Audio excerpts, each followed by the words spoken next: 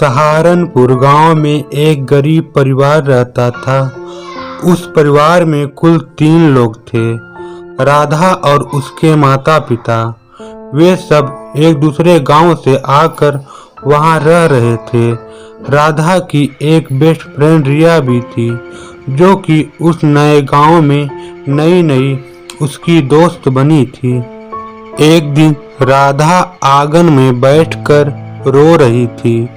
तभी उसकी दोस्त रिया ने उसे देखा तो आकर पूछी, अरे राधा, तुम क्यों रो रही हो? क्या हुआ तुम्हें? राधा जल्दी से आंसू पोंछती है और बोलती है, कुछ नहीं रिया, बस ऐसे ही आंख से आंसू निकल आए।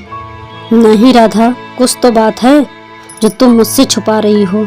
मैं तुम्हें काफ़ी दिनों से देख रही हूँ कि तुम अकेले में रोया करती हो। चलो बताओ क्या बात है। नहीं, कोई बात नहीं है, बस पिछले दिनों को याद करके रो रही हूँ। क्या हुआ था पिछले दिनों में तुम्हारे साथ?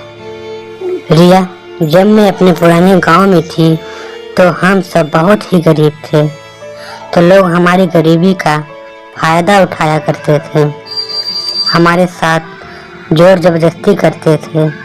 बगल में एक रमेश नाम का लड़का रहा करता था। वह मेरे साथ रोज जबरदस्ती करता था, क्योंकि वह मेरे गांव में बहुत ही अमीर था, इसलिए उसके कोई भी मुंह नहीं लगता था। वह मेरे साथ रोज सेक्स करता था।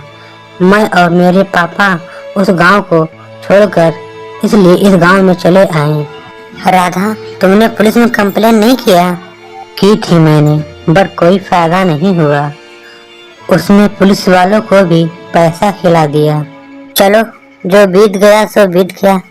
अब पुरानी बातों को भूल जाओ और अपनी पढ़ाई पे ध्यान दो और अच्छे से जिंदगी बिताओ। नहीं रिया, मैं अपना बदला लेना चाहती हूँ। मैं उसे जान से मारना चाहती हूँ। जब तक मैं उसे जान से नहीं मार दूंगी, तब तक मैं चैन से नहीं बैठूंगी। तो तुम्हारी यही जिद है? चलो ठीक है, मैं भी तुम्हारी इसमें मदद करूंगी। बताओ वह कहाँ मिलेगा? वह रोज शाम को दारू के ठेके पे जाता है और उस समय वह भरपूर नशे में रहता है। तो चलो ठीक है, हम सब उसी समय उस पर अटैक करेंगे। वे दोनों एक दिन शाम को उस गांव के ठेके के रास्ते पर जा पहुंची। राधा एक झाड़ी के पीछे छुप जाती है और हाथ में एक खंजर लिए रहती है। रिया एक सुनसान जगह पर अकेले खड़ी होती है। रमेश भरपूर नशे में उस रास्ते पर जा रहा था। तभी रमेश की नजर रिया पे पड़ती है। वह उसके पास जाता है और बोलता है, ये छोकरी क्या चिकनी लग रही है तू। चल, आज तेरे साथ रात रंगीन करनी है मुझे, तुझे बहुत पैसा दूंगा। रिया को बहुत ही गुस्सा आता है। फिर रिया इधर उधर देखती है और धीरे से राधा को बुलाती है और दोनों ने मिलकर रमेश का कत्ल कर देती है। इसलिए कहते हैं कि किसी को इतना भी न सताओ कि वह तुम्हारी जान का दुश्मन बन जाए।